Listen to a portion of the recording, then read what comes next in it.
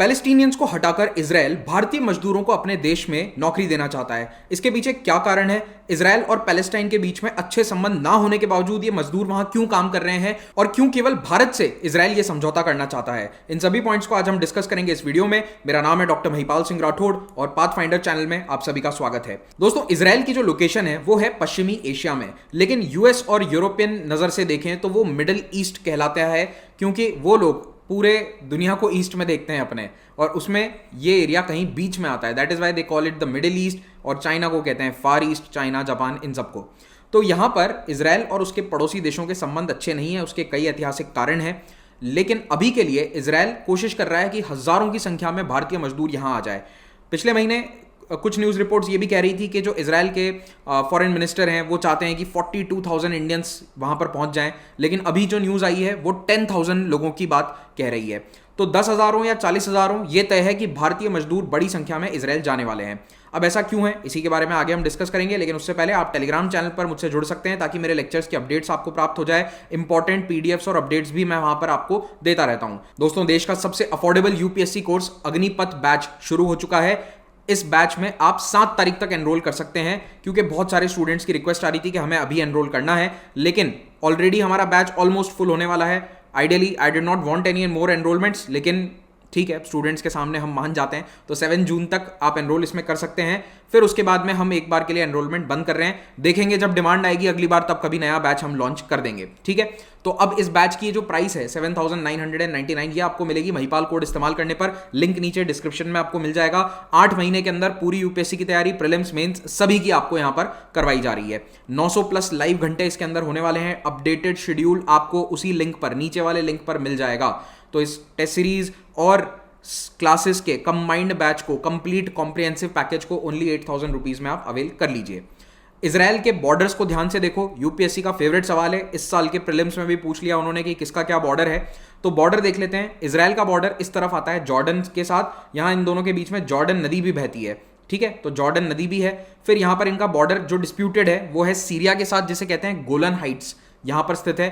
फिर उसके बाद कुछ बॉर्डर है लेबनान के साथ, यहां पर है इजिप्ट के साथ एक काफी लंबा border, and finally West Bank की जो टेरिटरी है या जिसको पैलेस्टाइन कहते हैं, और यहां पर गाजा स्ट्रिप है, इनके साथ भी इनके बॉर्डर्स हैं। तो इजराइल के पड़ोसी देश हैं Lebanon, Syria, Jordan, then we have Egypt and Palestinian territories. ये सभी देश मुस्लिम मेजॉरिटी हैं, और इनमें से सभी देशों के साथ पहले इजराइल के संबंध अच्छे नहीं थे, लेकिन कुछ के साथ उसने डिप्लोमेटिक रिलेशंस एस्टैब्लिश कर लिए हैं। फिलहाल के लिए हम चर्चा करते हैं भारत और इजराइल की। दोस्तों, भारत और इजराइल के बीच में इकोनॉमिक और पॉलिटिकल कॉपरेशन बढ़ता जा रहा है। तो अभी इसीलिए वो चाहते हैं कि इंडिया, जो कि एक बहुत बड़ा देश है, हमारी आबादी 140 करोड़ प्लस है, और इजराइल की आबादी कितनी है? 1 करोड़ से भी कम है, 95 लाख समथिंग है। तो 1 करोड़ की आबादी का इजराइल, जिसके पास वर्कर्स नहीं है काम करने के लिए, खास करके कंस्ट्रक्शन जॉब्स में, नर्सिंग इंडस्ट्री में, वो चाहता है कि भारत के मजदूर, भारत के वर्कर्स इजराइल आ जाएं। तो ये वर्कर्स एक साथ नहीं जाएंगे, स्टेजेस में जाएंगे। कोशिश है कि पहले 2,500 वर्कर्स पहुंचे, देन अगेन 2,500। फाइनल एग्रीमेंट कितने लेबर जाएंगे उसको लेकर अभी चल रहा है। Probably that number will be more than 10,000। तो अभी पिछले ही महीने इजराइल के foreign minister ally Cohen Bharat आए थे, और इन्होंने ये अनाउंसमेंट किया था कि हमें तो 42,000 की जरूरत है, अभी 10,000 का कर लेते हैं एग्रीमेंट, बाद में और मजदूर हमें चाहिए। तो इन्होंने रीजनिंग क्या दी है? देखो, एक तो भारतीय हार्ड वर्किंग होते हैं, of course everywhere we go we work hard. Experienced workers हैं इंडिया के, इंग्लिश में फ्लुएंट हैं, और ऑलरेडी इंडिया के कई वर्कर्स मिडिल ईस्टर्न कंट्री में या फिर गल्फ कंट्रीज में काम कर रहे हैं। कतार में जो वर्ल्ड कप हुआ था उसमें ज़्यादातर स्टेडियम बनाने वाले मजदूर साउथ एशिया, भारत के थे, अन्य कई देशों के भी थे। तो हमारे वर्कर्स बहुत ही एक्सपीरियंस्ड हैं कंस्ट्रक्शन क्षेत्र में, और इसीलिए इजराइल चाहता है कि जिसका फायदा गल्फ कंट्रीज उठा रही हैं उस भारतीय लेबर का, वही फायदा इजराइल देश को भी मिले। तो अब भारतीय मजदूरों के लिए या भारत में जो जॉब ढूंढ रहे हैं उनके लिए एक नया एवेन्यू खुल जाएगा। लेकिन अब यहां पर कई एनालिस्ट कह रहे हैं कि ये पूरा प्लान इसलिए किया जा रहा है क्योंकि इजराइल को पैलेस्टीनियन वर्कर्स को अपने देश में काम नहीं करने देना है। धीरे धीरे इजराइल चाहता है कि पैलेस्टीनियन वर्कर्स, जिनको वो कंस्ट्रक्शन के जॉब्स में जगह देता है या परमिट देता है काम करने का, उन वर्कर्स को हटाकर इंडियंस या अन्य वर्कर्स को लाया जाए। उसके पीछे कारण क्या है? सबसे बड़ा सिक्योरिटी इंसिडेंट, और दूसरा दोनों देशों के बीच में कभी भी टकरार चलती रहती है, तो ऐसे के अंदर वो जो वर्कर्स हैं, कंस्ट्रक्शन वर्कर्स, उनके साथ कभी भी सिक्योरिटी इश्यूज हो सकते हैं। तो पैलेस्टीनियन वर्कर्स जो हैं वो अभी काम क्यों कर रहे हैं वहां पर? उसके पीछे कारण है कि ये वाला जो इलाका है वेस्ट बैंक और गाजा स्ट्रिप का, यहां ज्यादा इकोनॉमिक अपॉर्चुनिटीज नहीं है। इसका कारण भी कहीं ना कहीं इजराइल है, क्योंकि वो एक तरह से इकोनॉमिक ब्लॉकेड करके रखता है वेस्ट बैंक का या पैलेस्टीनियन टेरिटरीज का। तो इन देशों के अंदर ज्यादा आर्थिक डेवलपमेंट नहीं हो पाया है, इस एरिया में ज्यादा आर्थिक डेवलपमेंट नहीं हो पाया, जिसके कारण ये लोग जो इस क्षेत्र में रहते हैं ये काम करने जाते हैं इजराइल की टेरिटरी में। अब ये जो आपको डॉटेड लाइन नजर आ रही है ना, ये एक प्रकार का बॉर्डर है दोनों देशों के बीच में। बट ओवरऑल वेस्ट बैंक पर भी ज्यादातर इलाके पर इजराइल का ही कब्जा है, वहां पर उसके बहुत सारे मिलिट्री चेक पॉइंट हैं।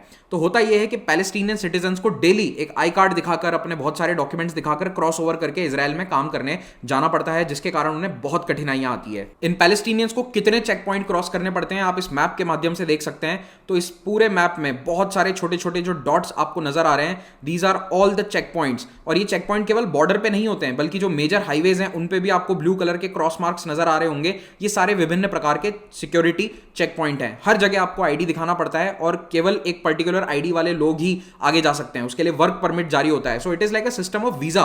जैसे एक देश से दूसरे देश में जाने के लिए वीजा पासपोर्ट वगैरह लगता है, कुछ वैसा ही सिस्टम यहां पर पैलेस्टीनियंस के लिए किया गया है इजराइल के द्वारा, कि आप अगर काम करने आ रहे हैं इजरायली टेरिटरी में तो आपको इन चेक पॉइंट्स को क्रॉस करना है और वहां पर आपको प्रॉपर आइडेंटिफिकेशन दिखाना पड़ता है। और इसमें बहुत सारे इश्यूज आते हैं, कई बार आईडी दिखाने के बावजूद उन्हें नहीं जाने देते हैं। पैलेस्टीनियंस गुस्से में कुछ सिक्योरिटी गार्ड को बोल देते हैं, कहा सुनी हो जाती है, कभी कभी वहां इंसिडेंट भी हो जाते हैं। अगेन टेररिस्ट ऑर्गेनाइजेशंस के लिए भी ये अटैक का एक बहुत इंपॉर्टेंट लोकेशन रहता है, यानी कि चेक पॉइंट्स पर बम फोड़ दिया, हमला कर दिया, इस तरह की घटनाएं भी बहुत हुई है। तो इसलिए इजराइल भी ज्यादा सतर्क रहता है। तो प्रॉब्लम बहुत सारी है इजराइल के लिए भी और पैलेस्टीनियन लोगों के लिए भी। 2 साल पहले पैलेस्टाइन के वर्कर्स ने एक बहुत बड़ी स्ट्राइक करी थी, जिसके कारण इजराइल की कई कंपनीज ने इनको निकाल भी दिया था। लगभग 1 लाख पैलेस्टीनियन वर्कर्स इस वक्त काम करते हैं वेस्ट बैंक और गाजा से निकलकर इजराइल में। ज्यादातर ये जॉब्स कंस्ट्रक्शन सेक्टर में है। गाजा और वेस्ट बैंक के लोगों का कहना है कि इजराइल हमें हैजर्डस नौकरियां देता है, जो खतरे वाली नौकरियां हैं वो हम पैलेस्टीनियंस को दी जाती हैं, और जो पैसे हैं वो भी कम दिए जाते हैं, क्योंकि बीच में ब्रोकर्स का एक सिस्टम है जो काफी पैसे इनसे लूट लेता है। तो कुल मिलाकर ये वेस्ट बैंक और गाजा के लोग जो हैं ये इन येलो कलर की टेरिटरीज में काम करने जाते हैं, लेकिन इजराइल को सिक्योरिटी इशूज आ रहे हैं, जिसके कारण वो नहीं चाहता कि अब इतने सारे लोग यहां पर काम करें। That is why probably it is trying to get many other countries people into its own country। वैसे आपको एक बात बता दूं, इजराइल इमिग्रेशन बहुत ज़्यादा नहीं चाहता है। इजराइल एक ऐसा देश है जो जूइश इमिग्रेशन के कारण बना था। तो इजराइल यही चाहता है कि दुनिया में जो भी यहाँ पर आ रहा है हमारे देश में रहना है वो जूइश हो। इनकी कोशिश यही रहती है कि जूइश लोग आकर यहाँ पर सेटल हों। जो इजराइल में बाहर से इमिग्रेशन इतना ज़्यादा फ्री नहीं है, ठीक है। There are lots and lots of restriction. Of course आप काम करने के लिए वीज़ा पर जा सकते हैं, 2-3 साल के वीज़ा भी मिल जाते हैं कुछ लोगों को जो टेक सेक्टर में है, लेकिन लंबे समय तक रहना या नागरिकता प्राप्त करना वहाँ पर थोड़ा मुश्किल है अगर आप जूइश नहीं है। जूइश हैं तो मिल जाती है। अब जहाँ तक इंडिया और इजराइल की बात है तो देखिए 30 साल हो चुके हैं हमारे फॉर्मल रिलेशंस को।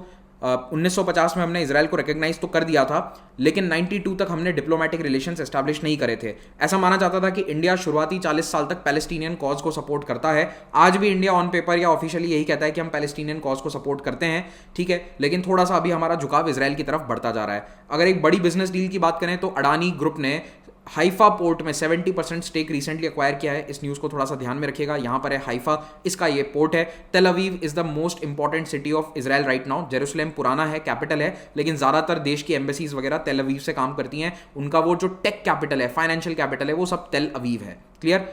अभी इंडिया का एक और बड़ा प्लान है। तो प्लान ये है कि यूएस चाहता है कि मिडिल ईस्ट के सारे कंट्रीज जिनके इजराइल के साथ अभी रिलेशंस एस्टैब्लिश हो चुके हैं वो एक रेल लिंक बनाएं और ये रेल लिंक भारत से भी जोड़ दे इन सभी कंट्रीज को। तो ये प्लान चल रहा है। इसके बारे में लास्ट मंथ भी कुछ मीटिंग्स हुई थी। और इजराइल की तरफ से जो सबसे बड़ा एक्सपोर्ट भारत को होता है वो होता है आर्म्स का। तो arms, Israeli arms and technology also, ये भारत में बहुत ज़्यादा एक्सपोर्ट किए जाते हैं और लगातार इजरायली एक्सपोर्ट्स बढ़ते जा रहे हैं हमारे देश के प्रति। 42% of the total Israeli arms export जो हैं वो कहाँ जा रहे हैं? इंडिया में जा रहे हैं। तो हम इजराइल के लिए बहुत बड़े क्लाइंट के रूप में काम करते हैं। तो ये कुछ शॉर्ट में मैंने आपको बताया था। अब अगर इंडिया, इजराइल, पैलेस्टाइन, इनके बारे में आप डिटेल लेक्चर चाहते हो, पूरी हिस्ट्री चाहते हो, तो फिर मैं एक अलग लेक्चर उस पर बना दूंगा। लेकिन अभी के लिए आप हमारे से जुड़े रहिए। हिस्ट्री का समुद्र मंथन टेस्ट आ रहा है 4 जून को, इसमें एनरोल कीजिए। लिंक नीचे पिन कमेंट में आपको मिल जाएगा। काफ़ी अट्रैक्टिव प्राइजेस हैं यहाँ, जीत सकते हैं आप उन्हें। हमारी प्रीलिम्स और मेंस टेस्ट सीरीज जो अग्निपथ बैच वालों के लिए फ्री है, आप अलग से भी अवेल कर सकते हैं if you don't want to join the batch.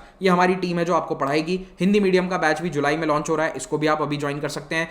हमारा राउंड टेबल या पर्सपेक्टिव सीरीज को जरूर देखिए, बहुत अच्छी सीरीज है। इसमें हिंदी माध्यम के जो टॉपर्स का इंटरव्यू है वो लाइव हो चुका है, और इंग्लिश मीडियम के टॉपर्स का भी हमने पहले पर्सपेक्टिव लाइव कर दिया था। इन सभी प्लेलिस्ट के वीडियोस को आप देखिए, हमारे चैनल के सोशल मीडिया हैंडल से जुड़िए। Thank you so much and have a nice day.